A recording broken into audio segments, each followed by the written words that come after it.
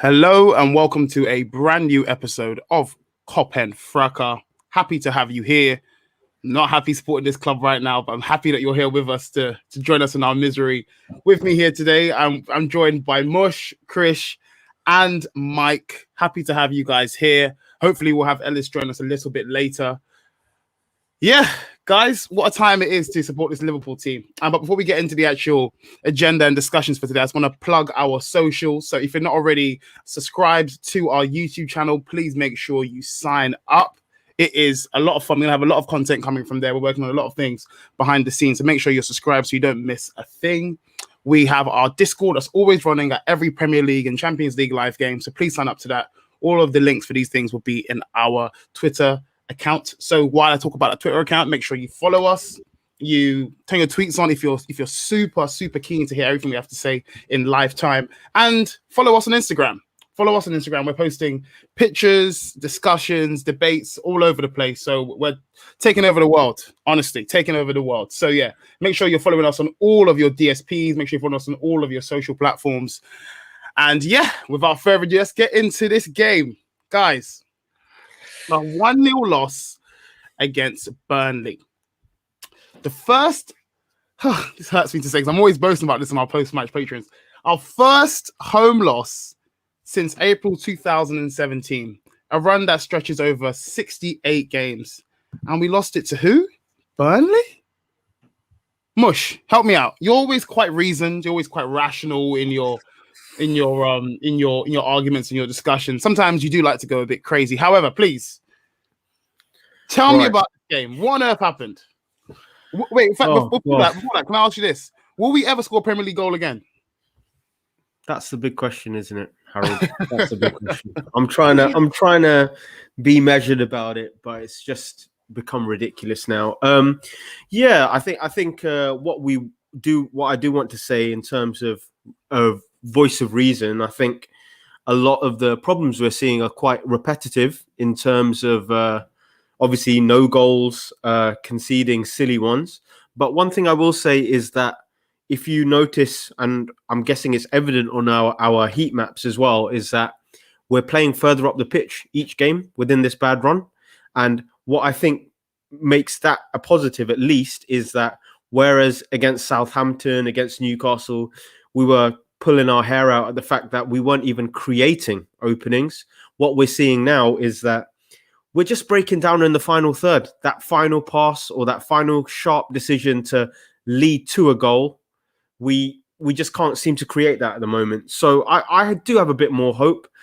We were really frustrated, I think, all of us who watched the game, in the sense of the deliveries were so bad, or little things like a good touch or a good layoff that creates the goal scoring opportunity. Those were the things that were missing. But what I was really happy with is how quickly we moved it through midfield.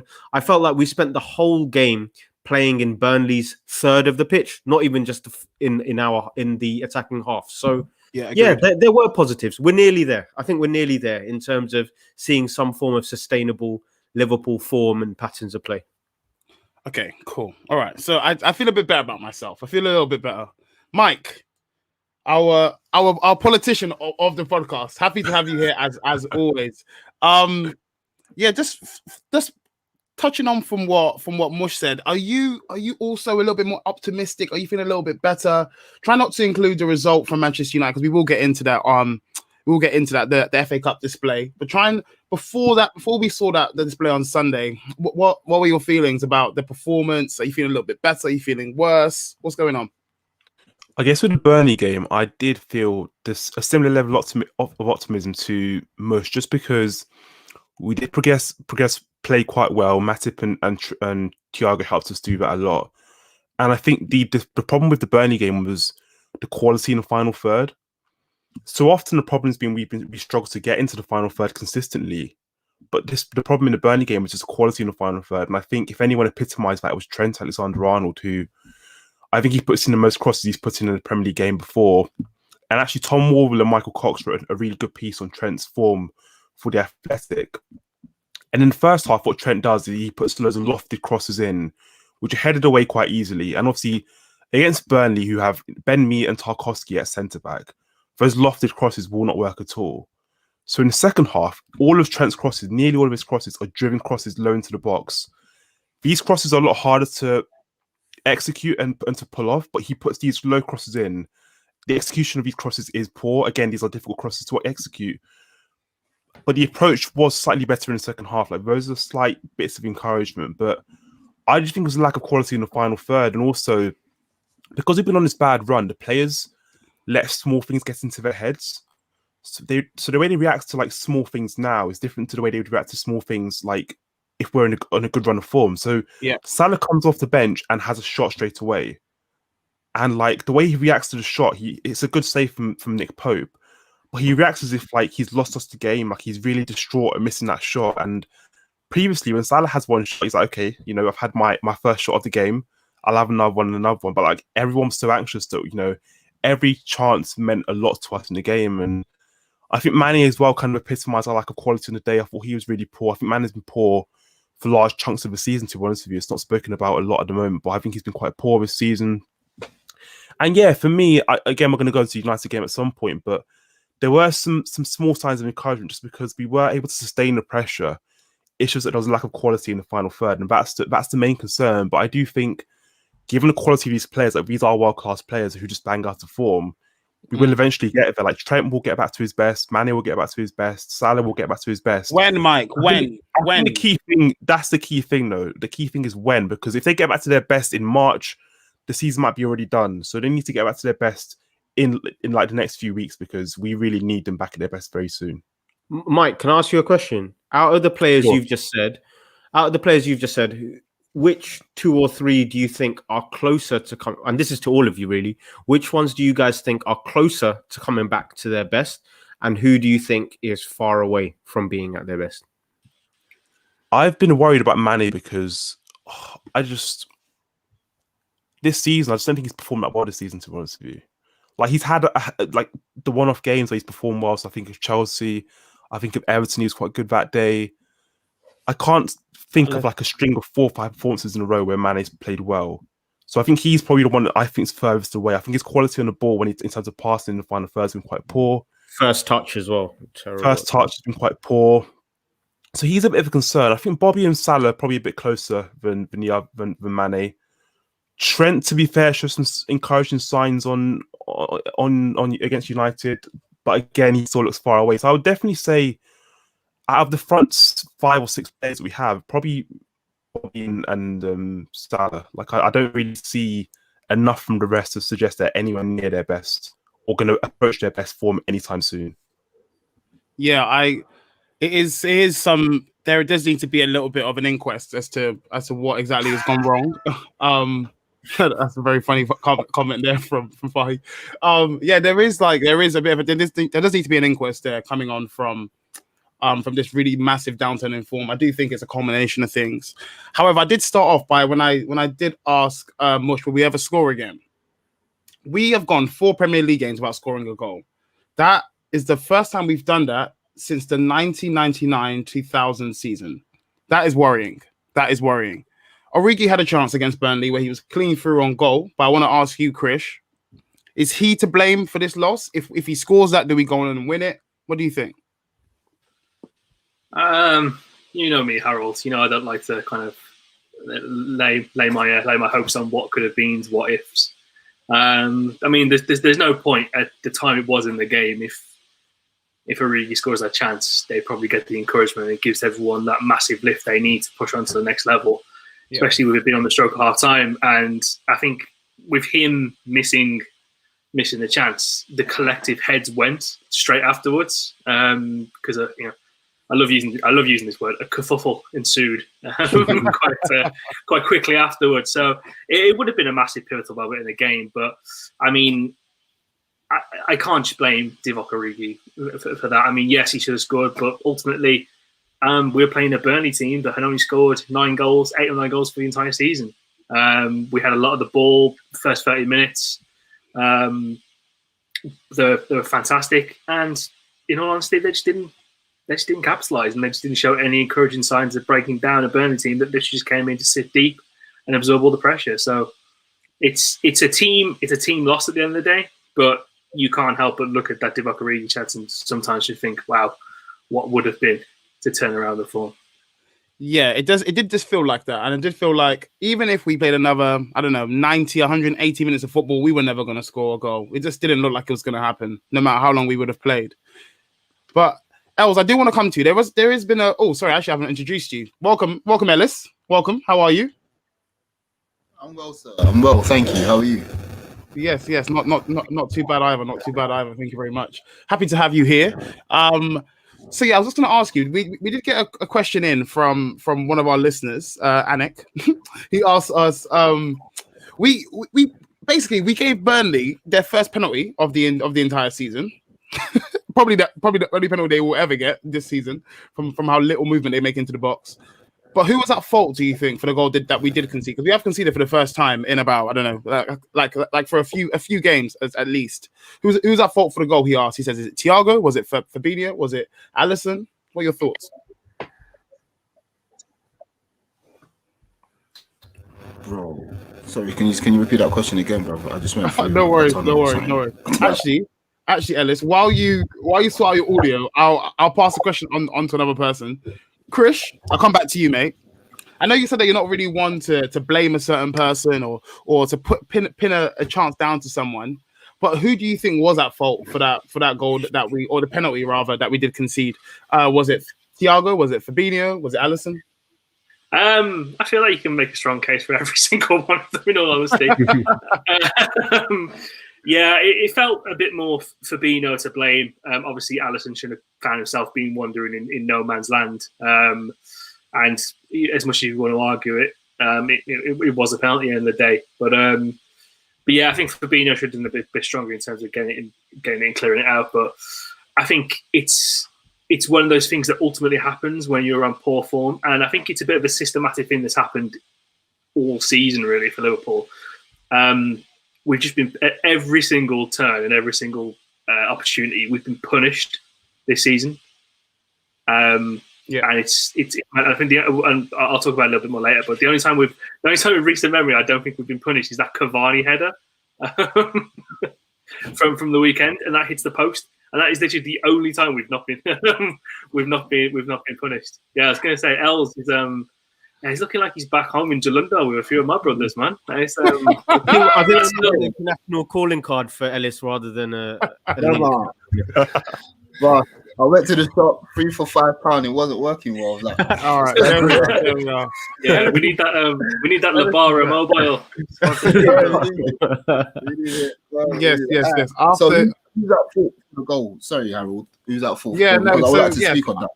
Yeah. Please go ahead. Yeah. So we did get a question in from Anik. He asked us who was at fault for the goal. Was it Fabinho? Was it Alisson? Who do you think was really to blame for the conceding of the penalty? I'll probably go to Thiago. You know, you want Thiago to be a bit stronger for that McNeil header. I thought he could have been a bit stronger still. Fair enough. Well, short and sweet. But I will stay with you because So Mush started off today with some reason to give me a little bit of hope, saying that we're playing a bit closer to goal. We're looking like we have a bit more of an attacking onus about us, like we actually are going to score. So I do want to ask you, if you are still there, Ellis. I do want to ask you, what needs to change from here? Obviously we're getting closer and closer to the end of the January transfer window, which we will discuss a little bit later, and Diogo Jota is obviously nearing his time back into the team. So does he solve any of those problems? Yeah, I don't know if he. Okay. Go on, Ellis. Sorry. So yeah, I don't know if he solves any problems per se, because it seems like our problem now is getting into the box and getting our attackers closer to the goal. So we know he is a fantastic finisher. That's no doubt about it. But the thing is, in order for him to do his job effectively, somebody has to give him the ball. So in my opinion, what we need to do is get Fabinho into that number 6 role and get Thiago. All right. So from what I could make out with and closer to that, let's say 22-yard, 18-yard area, where he can feed the attackers a bit more, because if you can see.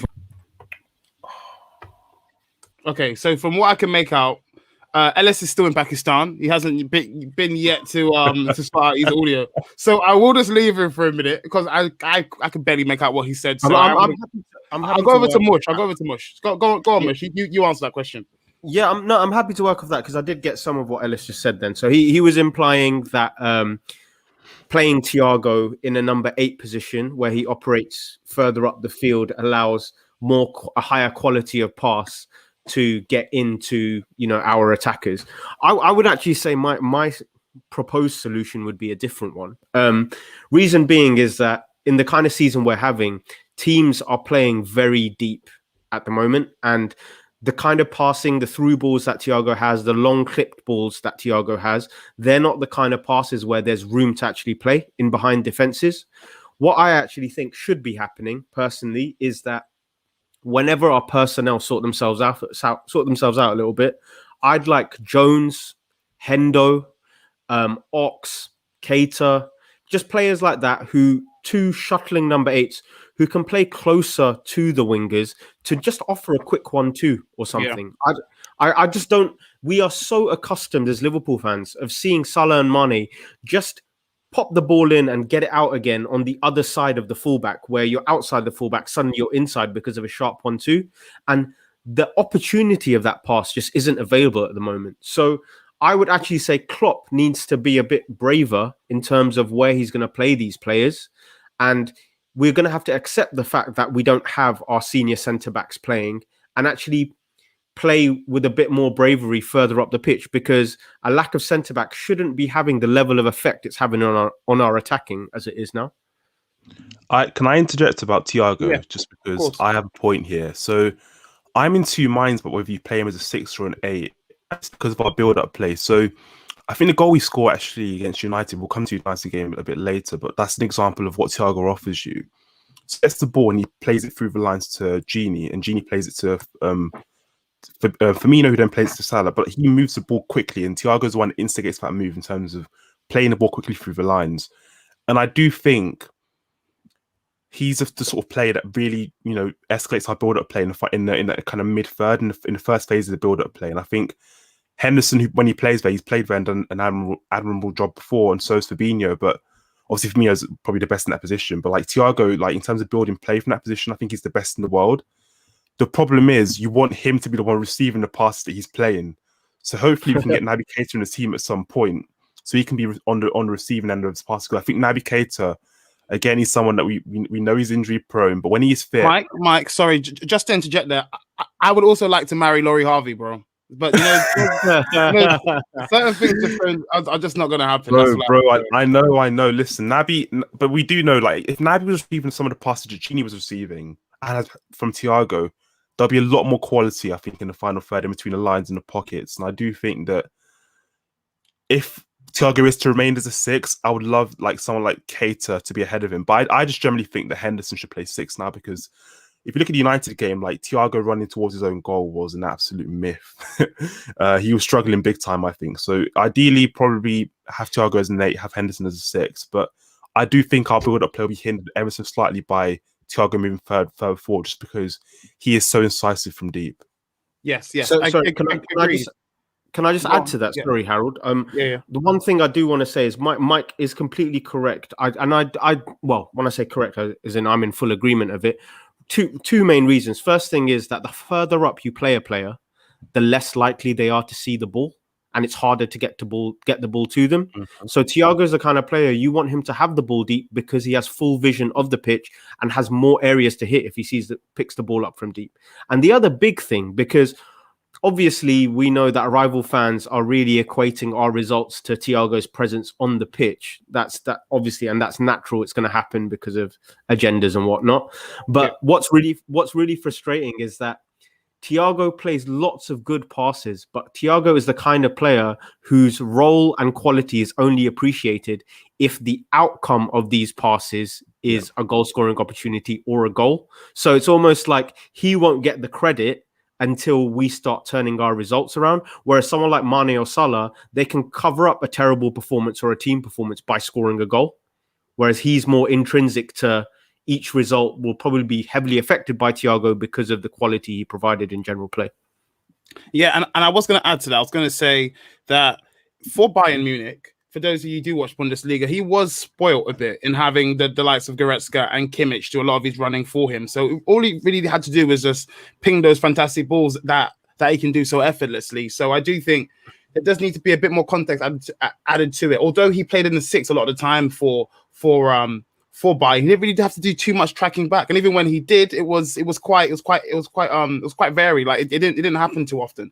But are we gonna talk about Genie by any chance? We will in just a We moment, need to because talk about we do have a Genie. question. We do have a question from a listener who is giving us a question live.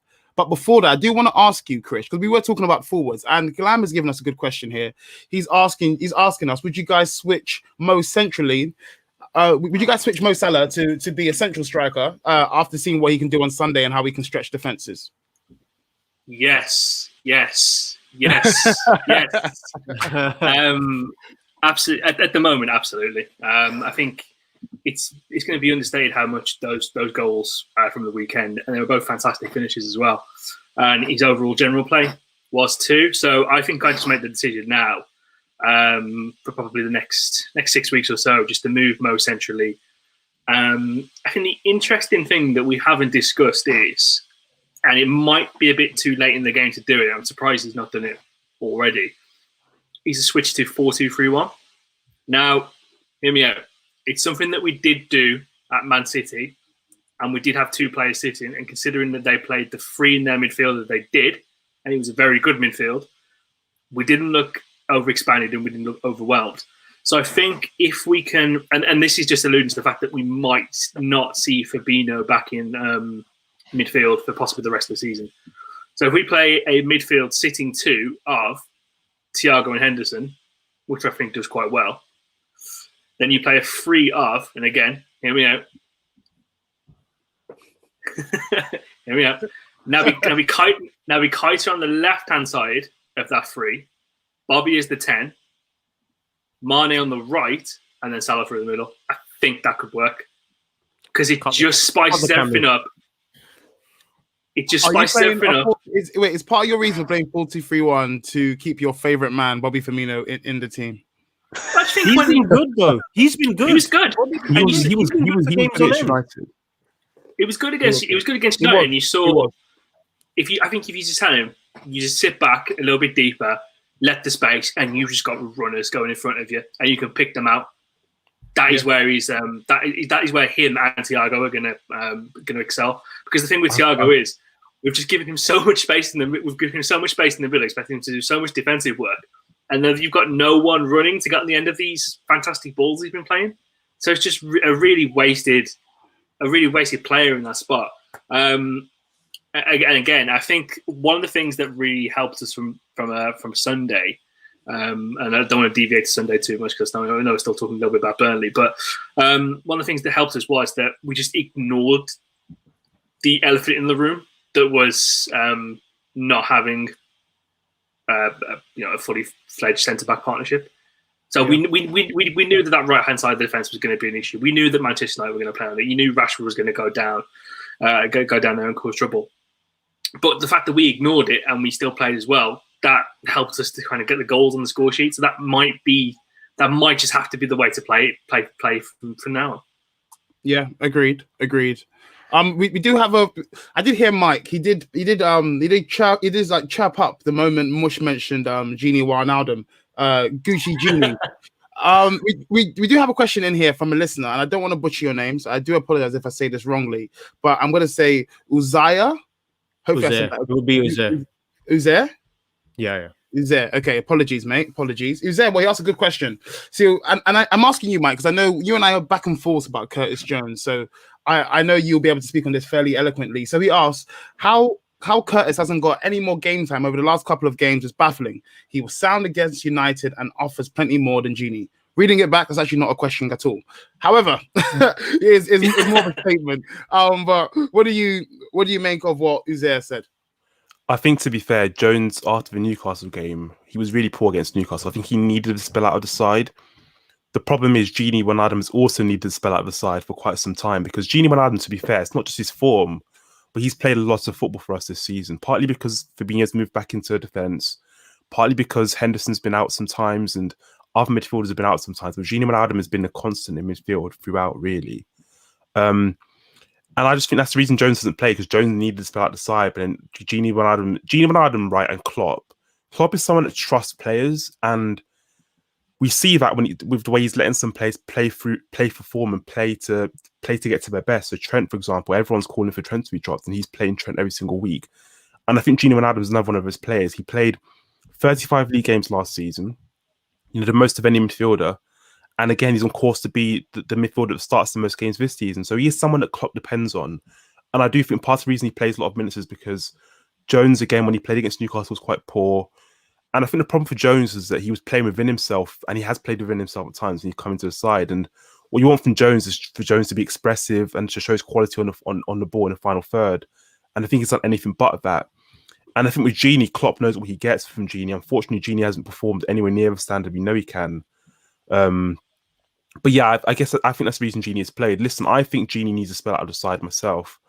Ideally, it wouldn't even be for Jones for me. I think Keita, I hate going on about him because he's injured at the moment, but I think Keita would be the perfect man to bring into the side right now, just because of his quality in the final third. And I think Keita, to be fair to him, does a lot of the things that Klopp wants from a midfielder. He intercepts the ball while he covers space quite well.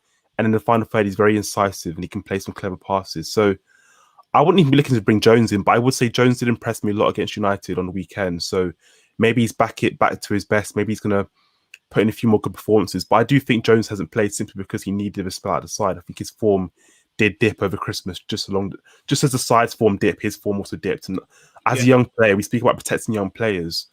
He needed protecting at the time, and I think Klopp's actually been quite clever in his management of Curtis Jones. Yes, I do have to echo that point. And I do feel like he was playing within himself, and that was something that we did speak on. And what we loved about him is that he was quite expressive when he was on form. So I do agree with you. He was right. Both of them were right to have been dropped in that period. But the only thing is Gini wasn't, because like you said, Gini's way more trustworthy for Klopp as yet. But yeah, we will move on from the whole Burnley game. We will move on from that. We did have another game in the past week. It was against Manchester United, where we did see ourselves out with a 3-2 loss. We did exit in the fourth round. Guys, Klopp has been in charge of us for 6 rounds, so 6 FA Cup records as such. And it's not pleasant viewing. Let me just give you a quick rundown since 2016, our record in the FA Cup. So 2016, a 2-1 loss to West Ham, 4th round exit. 2017, a 2-1 loss to Wolves, 4th round exit. 2018, a 3-2 loss to West Brom, 4th round exit. 2019, a 2-1 loss to Wolves, 3rd round exit. 2020, a 2-0 loss to Chelsea, 5th round exit. And obviously on Sunday, we saw 2021, a 3-2 loss to Manchester United and another 4th round exit. Those are 6 times in succession where we haven't yet made it to the quarterfinals, or as some people like to call it, the 6th round of the FA Cup. Mush, is this worrying? I mean, look, this is where we hit a kind of weird wall where your views as a fan are very different to the views of the club or the player. So what can we really say? As fans, we want to do well in everything. We want to prioritize everything, but we don't manage squads. We're not in charge of conditioning and all of these different things. So it's yeah, I mean, Fahi's just said that it's the Corona Cup, so he doesn't care. We don't care about that competition. He don't care about that League Cup. If he won those competitions, he'd probably pissing him. That's how much he cares about it. I know, but the point is that we were having a chat in the afternoon actually about kind of our approach to these things, and I think when you can't guarantee a good league season every year, and we said that Chelsea have this mentality of like, even when we're having a terrible season, if you can get a cup at the end of it, you kind of mask how tough it's been domestically. Whereas because we don't have anything going on in the cups, whatever's going on in the league is always glaring for us. So yeah, there's no hiding. The club strategy is obvious, where it's the big boy competitions. But when the big boy competitions aren't going well, you just have to look and watch other teams get far in cup competitions where we could probably go miles into. Yes, it is. If I think even the most Yadar fan or the most Yadar following, so the likes of David and his brother Anik would even they would even struggle to say that this record of the last 6 years is anything above decent. Well, not even decent. It is anything above poor, I should say. It's been woeful. There's no doubt about it. However, let's take out the necessary, like the whole deep dive over the whole FA Cup run in the last few years. Let's talk about the actual Manchester United game in itself. So we have alluded to it a few times in discussion so far, Krish, and we could see a clear difference in how we played. We scored some goals. I couldn't believe it. I had tears in my eyes. We scored 2 goals in the game. We actually looked like a decent side. We actually looked like we remembered how to play football. But yeah, it was a 3-2 loss, but I do feel like there were positives. Do you agree?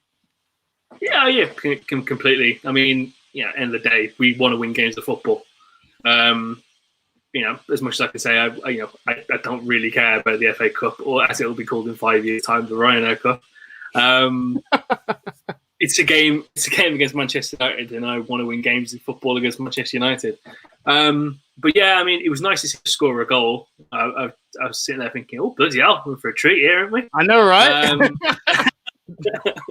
But I mean, there are definitely positives to take from it. We looked a lot more fluid in attack. You saw players get a little bit more of their confidence back. I think Mohamed Salah for a start was dangerous in the period. He probably should have got a hat trick. Bobby Firmino gets 2 assists. Looked really good in certain spells. James Milner, I thought, was absolutely fantastic throughout the game. Considering he's 70 years old, it's nice to know that we're still taking care of the pensioners, not only giving them vaccines, apparently keep making them stronger by the look of that.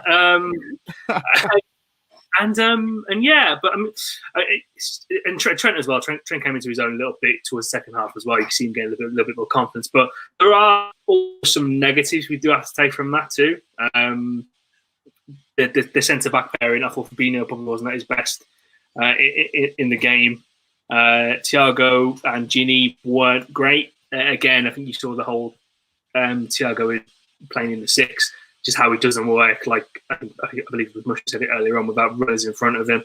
And Ginny looked like he was just, I don't know if it was a combination of he was knackered or he was just kind of like, it's a cup game. I'm just getting 60 minutes. I'm going to do my best Ndombele impression and I'll be off. So yeah, it was in the comments that said that he's Ginny's head is currently in Catalonia.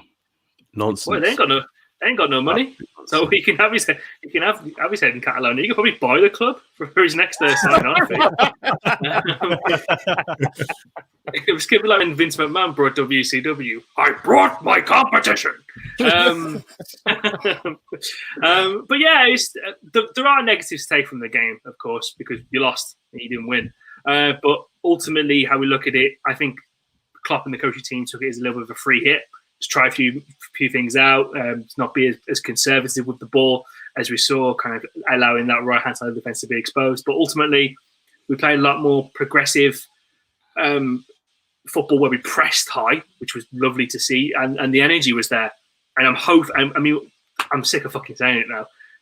I'm hoping that game was the turning point for the rest of the season. Yes. We do have to hope for that. We do. Mush, as Christian said, we do. There were some positives to take out of that game, but I do want to ask you, because you gave a quite a detailed analysis of exactly what went wrong against Burnley and over the last few games, and you also did a really good job on our Sunday pods on the main pod a few weeks ago. So I want to ask you, mate, yes, what was different on Sunday that you haven't seen since? Even Newcastle, where we actually create opportunities, obviously they weren't taken, hence the 0-0 draw, or the Palace game just before that, the 7-0. So what was different on Sunday for you? In a positive sense? In a positive sense, yeah. Why did we score goals, essentially? What was different? I think Krish hit the nail on the head. I think one massive thing about this gegenpress methodology that we apparently represent, although we haven't seen it in so long. One thing about it is that you can only press and win the ball if you react quickly and your opponent is caught off guard. And too often when we plan on pressing someone or, trying to create a pressing trap, our opposition has seen it coming so much. It has been probably a month since we won a pressing opportunity and actually went on the counter attack. And it was so good to see Firmino, which he used to be a specialist at, creep in behind a Pogba or a McTominay and clip the ball. Yeah. Or someone like Thiago, Pogba turns on the ball, smack straight into him, and we're on the counter attack. We have not had that explosiveness and sharpness to actually win the ball like that. And I think the more we start seeing that again, it's almost like one of those where you need to do it. And once it comes off, you believe in it and you do it again. So what I'm hoping is that we get that, how can I describe it? Just that enjoyment of winning the ball again, because then you kind of buy into it. And then what I would hope is that, and this was what you were saying, Harold, about speaking about it in detail. The best thing and the reason why Klopp employs gegenpress is if you win the ball high up the pitch, then naturally you will find players high up the pitch. Also, it's not like they're jogging there or making their way there. Suddenly we've got a numbers advantage. When Bobby put Mo through, we were 3-on-2. When was the last time Liverpool were 3-on-2? So there are so many positives from just going back to the methods that made us successful in the first place. So I just hope we continue to do that. Much. We usually are 3-on-2 in certain situations, but Genie gets the ball in the edge of the box and just goes. Mate, do you remember the one on the right where Genie just had to roll it into Salah's path and then he just kicked it straight against Pogba and it just went off for a throw? And literally the whole team looked at Genie like it was harder to get that pass wrong than right. Yeah. Anyway, I don't want to waste my energy on Genie right now, and believe me. Yeah, I think in basketball they call it like points in transition, right? So exactly. And that is something that we've always been really good at.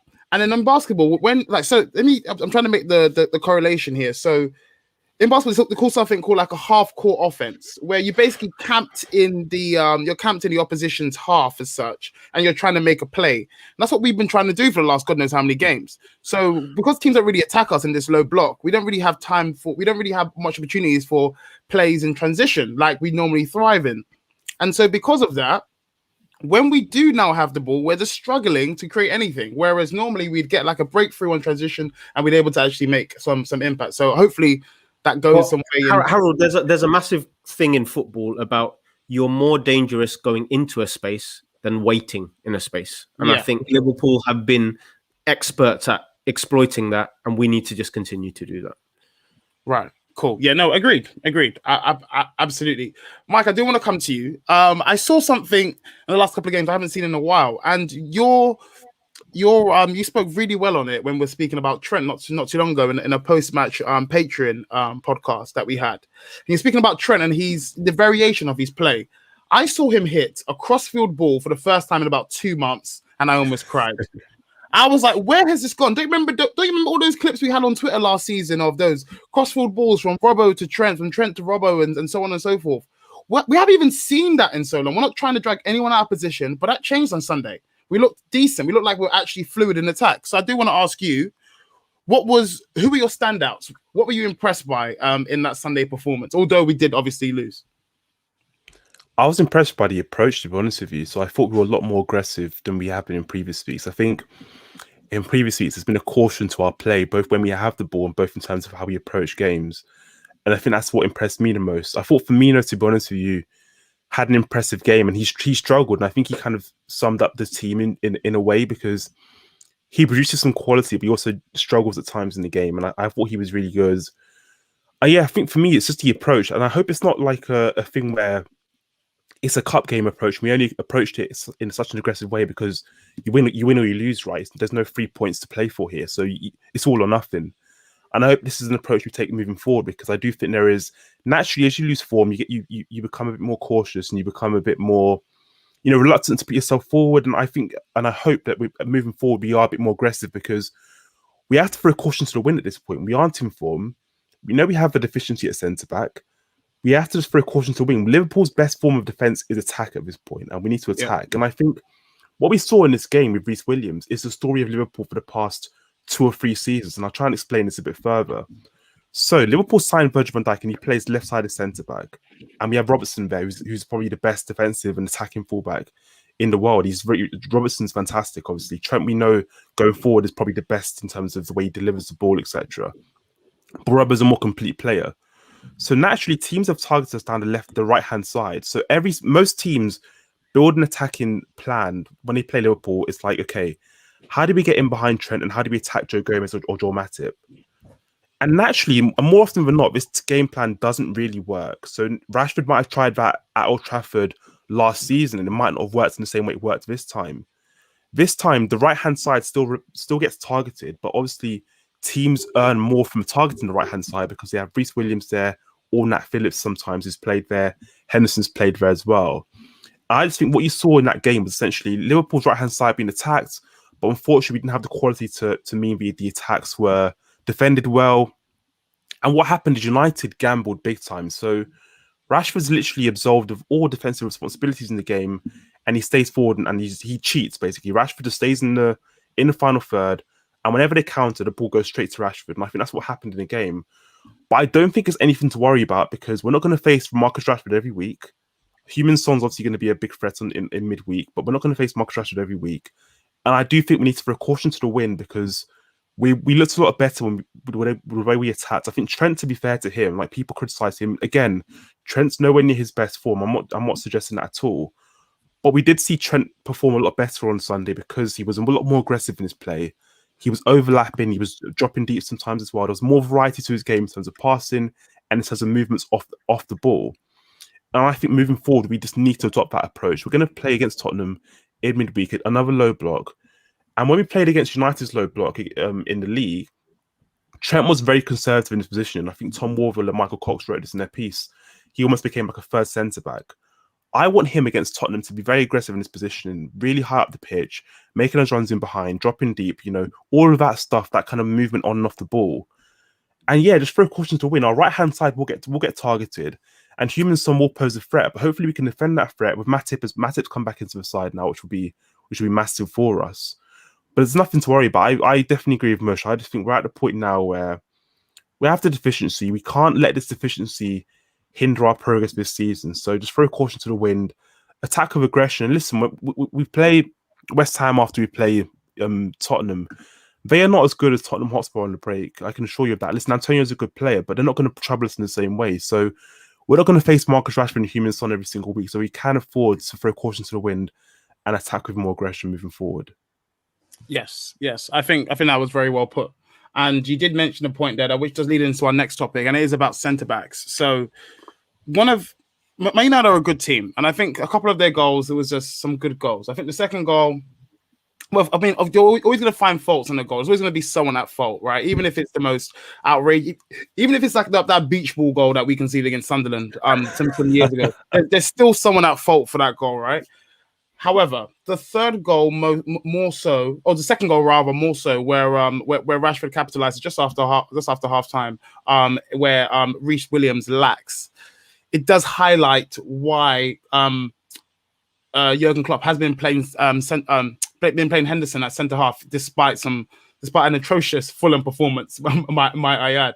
But it goes to show that he's just not at that level yet, unfortunately, for Reece Williams. He's only 19. He played in Kidderminster last year. He's playing some non-league football, so we do need to calm down in our criticism of him. Not to say that anyone here has done that. However, you understand that he's not at the level just yet, right? Premier League champions, Champions League champions from the last couple of years ago. So yeah, we have a certain level. But let me ask you guys. Centre backs. It's the word of around town in Liverpool at the moment. Mush, how far can this Liverpool team go this season without a centre back? Oh, I hate this question because Krish asked me this a week ago, and my answer was the same. My answer with Matip is we can still be good, and we can still actually maybe, I reckon, still challenge for the league. Without Matip, which is a likely scenario considering his injury record, I have no idea how we are at the 26th on day of recording of January and this club has not addressed this problem, knowing the asset that they're depending on and how, well, I use the word depending on, how not dependable that asset is. So, yeah, man, that's my answer. That's my answer. My fate is in the hands of Joel Matip. Fair enough. I think that's a pretty dangerous place to leave your fate into. I must admit, but yeah, I do have to concur with that. Mike, I'm in fact, no, not Mike. Krish, I'm gonna ask you the same question. Because I know you're always the one asking us. Let me ask you, how far does this Liverpool team go? I want you to stick your neck out. Mush was kind of on the fence there. Stick your neck out. How far is this team going without another centre half? Where are we finishing? What trophies are we winning, if any? It's a weird one because it's what 6 points off first. So you can conceivably say that we probably do win the league, but I think without, you put it the best way, didn't you? Putting your trust and hands in Joel Matip to carry you to the end of the season is, fragile, handled with care. Very precarious, to say the least.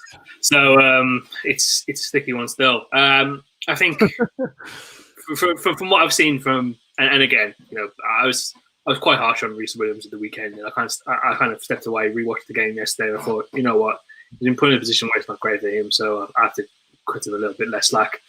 I think without a fully fledged centre half, I think second, third is the pinnacle for this team. Just in seeing them, how many games in hand Manchester City have got, the momentum they have as well. But again, that can all change if we go on a mad run now with this incredible run of fixtures. But let's just see how the cookie crumbles. But with that being said, on a game-by-game basis, this team could maybe go all the way in the Champions League. Who knows? They're not in the best form, but let's just see what happens. Cool. I appreciate that. Thank you, guys. Thank you for sticking that out a little bit. I know it's hard to think of when you actually have to sit back and you're like, wow, we're actually not who we once were. But there was a little brief mention of the January transfer window and then just our overall ownership of FSG. And that's been the talk in our own group chat this week and the talk on the timeline for a few days. Mike, I'm going to come to you. I do think you have a good, nice, reasoned head when you are speaking. And I think this week has really given us time to reflect on the ownership of John Henry and FSG. And I want to ask, does a failure to sign a centre-back in this season, does that taint our view on FSG? Some fans have gone to say that our time under them hasn't been a success, which I think is crazy. But what do you think? One thing I would say is the FSG is essentially sticking to what got Liverpool Football Club to the party, right? So Liverpool Football Club, apart from maybe Clavan, who I don't think even was intended to be a short-term fix, I think he was someone who wanted to keep at the club for a long time. Under Klopp, we don't do short-term fixes, right? I think Corker's another shout as well, but that was early in Klopp's time at the club. Yeah. And what's got us to the party is long-term planning. Even with Van Dijk, for example, I remember the summer of 2017 when we couldn't sign Van Dijk, everyone told the club, move on, sign Koulibaly, sign Laporte, sign someone else. They got Van Dijk and the rest is history. So the club are sticking to what they know and they're sticking to their principles, and that's fair enough. But I do think the situation now is severe enough to justify a deviation from your principles and a shift away from your principles. And listen, I understand coronavirus has had a financial impact on the club like it has other clubs as well. But I think the failure to sign a centre-back could have more severe financial implications for the club, because I think, and to answer your question you posed to Mush and Krish, I think if we don't sign a centre-back, we could potentially finish outside the top four, just because we can't rely on Joel Matip, and Joel Matip isn't simply not a player that we can rely on in terms of robustness, in terms of availability. And if we are in a position where we have to start Reece Williams or Henderson back there will be some games where we come and start because the balance of the side will be off, and I don't think it's sustainable to really go through the rest of the season with centre-back options being Fabinho, Reece Williams, Nat Phillips, and Henderson, with Matip coming and going whenever he's fit and available. That's not sustainable, in my opinion. And you have to look at the league at the moment. The league at the moment is very tight between first and probably like 7th or 8th. Yeah. Aston Villa, if they win their 2 games in hand, they go above us. If Everton win a game in hand, they go above us. Spurs, if they win a game in hand, they go above us. We could be, 8th or 9th by the time everyone's played their games in hand. So we have to realise, but at the moment, the conversation Liverpool are having is, can they finish in the top 4? That's the first conversation to have. And then it's like, okay, by March, are you close enough to be in the conversation for the title? So I think like the club are risking really not just the title here, but top 4. And that's why I think you need to compromise your principles at some point. I compared the situation on Twitter yesterday to when we sold Coutinho, we didn't sign a replacement. And I do think there are some similarities there. So at that time, you relied on Firmino, Mane, and Salah to stay fit and available. And yes, Solanke as your backup. The difference there is that those 3 players are robust. So you can bank on, okay, from January to May, more often than not, those 3 players will stay fit and available. We're doing the same thing now. So we're banking on the availability of Fabinho and Matip, and then we have the 2 backups, the 2 young lads. So the 2 young lads are very similar to Solanke, obviously, 2 younger options. And then you have Henderson who can fill in there. Yeah. The problem is Matip will not stay fit. I can assure you of that. Matip will get injured in the next few weeks. And we'll be having conversations on the podcast about why we didn't sign a centre-back, about now we have to start Reece Williams. So that's the risk for me. I think you risk almost going back to square one where the club finished outside the top 4, or they can't maybe target the same players they wanted to target initially. Financially, their hands are tied in terms of transfers as well. So I really do think, and like this FSG, I understand staying loyal to your principles, especially as it's achieved us, especially because of what we've achieved in the last few weeks and few years, sorry. But I do think there's a time we need to compromise. And if ever there's time to compromise, when you have one fit centre-back who's not someone you can rely on, that's the time to compromise your principles. Yeah, I agree. I think we have spoke about at length, and that this is the type of hazardous situation where you do compromise what your principles that you believe in. Because I also think it can actually be more detrimental for them if we don't sign a centre back, because the risk of us finish outside top 4 means less revenue coming in, less TV focus coming in, no Champions League football. We're a far less attractive team for like financially in the future than if we invested now and then at minimum maintain a top 4 finish. I do agree with that. I think we're into this era where we've seen, and Mush, I do want your little deep dive in this, and I do think because this is such a big topic, we will have our own Patreon piece on this on its own.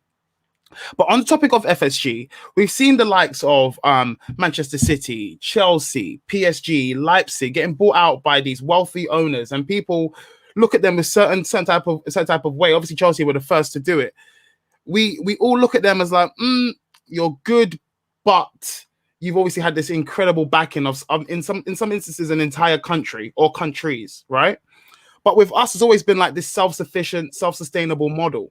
So I want to ask you, what do you prefer? What type of ownership would you be more willing to be under? This ruthlessness of, look, we're on top now, regardless of how bad we may be, we're going to sign more players and keep going. Just that Abramovich model, right? Or do you want this self-sustainable Liverpool working class? The club follows under the same regime. You only spend what you make, etc. Great question, and I'm going to sound like an absolute passion merchant now, but I'm very much in the develop something sustainable. But I think I hate the word sustainable, because sustainable just sounds like you're some kind of small news agents that's trying to survive on a high street or something. Yeah. I think what we need to word this as is a model that we feel close to, that we can identify with. Like each step of the way that this team has come to become what it is today, we hold to some kind of warmth. Whereas if you've got the Barca model or the Chelsea model, the team that maybe wins something 2 years later, when maybe it's a different team, it wins something. You don't have that closeness, you don't have that affinity to it. There's no romance, and some people might disagree with this being important, but there's no romance behind the story of how it happened, right? And you're not invested in a season, because I've seen so many Chelsea fans, for example, by let's say October, let's say things are going badly, they completely tap out of their interest in their team, because they know by Christmas their manager's going to be sacked, we'll reload, I'll be interested next season. I don't want to support that kind of team. I want to support my team that I know through thick and thin. It's almost like I've put part of me into it, and I care about where this goes. You can have the ownership method, which completely abandons the plan halfway through. But one thing that is a risk in that as well is that if it's not successful, you end up getting to that place where you keep buying stopgap players to try and make up that gap. Whereas, like Mike was saying, if Liverpool have a strategy of like, oh, we're not going to sign a player until we need them or they're part of our long-term plan, you're not going to make those crazy, stupid signings or signings you don't identify with. So yeah, it's that's what it comes down to me, man. It's about identifying, and I feel like having a billionaire ownership club isn't a way to identify with the team. Yeah, I do like how you said that. We do feel like we have a bit more of a part of the club, and I do think that is a lot that goes into football in general. I do think there's a wider discussion there, and I think it'll be quite intriguing to hear some Chelsea fans' thoughts and Man City fans' thoughts into just how much they've really bought into the team. I kind of feel like that when I support the Lakers, for instance, in basketball. I'm like, I've kind of just joined on a ride that's already there. Like, what have I really invested? But how you described it was brilliant. Because with Liverpool, because we've invested so much, we've been through so many different times, the highs feel so much higher than they should, but the lows, like similarly, always feel so much lower because we're so invested in our... exactly. But you've got to take both. You can't be in it for one side of it. True. That's the truth of it. So yeah, I absolutely agree. Krish, I'm going to come to you, and I'm going to repeat that same question. How is it like for you? Where are you more? I already know the answer, in all honesty, but I want the listeners to hear, what side of the spectrum are you on? Are you on a super team invested with huge amounts of money influx into the overall team or franchise, whatever, or are you like this self-sufficient working man, like work your way up, grafting kind of team and leadership? I sound like a bit of a politician now, aren't I? Well, as one of the working men, I am. Trade unionist, Krish. As someone who is quite a frugal man, and frugality is a sexy quality. Oh my god! What was that? I never want to do that ever again. I never want to do that ever again. At least we know one person who's not getting Laurie Harvey. You're at the game, son. Nah, I got more pulling power than you, man. Trust me. But back to what I was on. I think the whole issue of the self-sustaining model and having it as something you can live by and spending within your means, etc. It makes sense. We've not had to take external loans and stuff for the development of the stadium. All that development has come from within, and all the improvements we've made as a club have all come from within. I think one of the areas that we still do lag to this day, and we've made massive increments to try and improve that, is the commerciality of the club. So when FSG did buy the club, we were probably, and this is probably putting it conservatively, about 10 years behind Manchester United in terms of commerciality and how we market the club, the partnerships, etc. And you can see how far we've come over the years by agreeing the kit deal with Nike. It's less money up front, but we're banking on our long-term future, which puzzles me as to possibly why we're not investing in the centre back. And I think we're all intelligent men here. Then we're all intelligent men in the Cop End group, and we can all understand why you wouldn't want to spend X amount on a centre back if it doesn't fit in terms of the long-term vision. And if you're not going to have that ROI at the end of it, it makes sense. And the fact that you might not have that money in the pot at this moment to spend. But there's also the caveat point of the owners have made their money in risk management and by managing risk. So it's a weird one to say that if I spend 25 million pound now to stop an 80 million pound loss in the end of the road, that makes sense. But it's weird, and I do like the model that we have at the club. I'm on board for the ride. I don't think FSG have been terrible owners by any sense of the word. I think they've done a real good job across the year, with some hiccups across the way. And in any business, in any industry, you're going to have those communication issues, and you're going to have those things that don't sit well with most people at the end of the day too. And I think they've done a really good job in terms of the super team point. I mean, hey, it looks fantastic on paper. But then I think if you ask some PSG fans and say, how do you feel about your owners? They'd probably say, well, we've not won a Champions League, have we? So it's all really been for naught. We spent the better part of nearly over £1 billion trying to build this machine and this model to win a Champions League. And we've come so close to the summit, and we've not actually done it. So it is a strange one. But look, I think ultimately we do need to buy a centre back. It's been blatantly obvious ever since Virgil van Dijk went down, let alone Joe Gomez. And we know for sure that the club had conversations in regards to us and Kabak. That was confirmed to me by a journalist, and it was reported by James Pearce as well. And look, the Sven Botman rumours didn't just come out of thin air. They didn't just intensify as a result. They've taken a look at these players, and there also is the flip side, is that Michael Edwards is a guy who has a list, and we know how the club look at players. There's going to be categories. So anyone expecting us to sign anyone in category A, the high end, the Yupa McConnells, the Kanates, the David Alabas, we all knew that was not going to happen for anyone. No one has that cash lying around, first and foremost.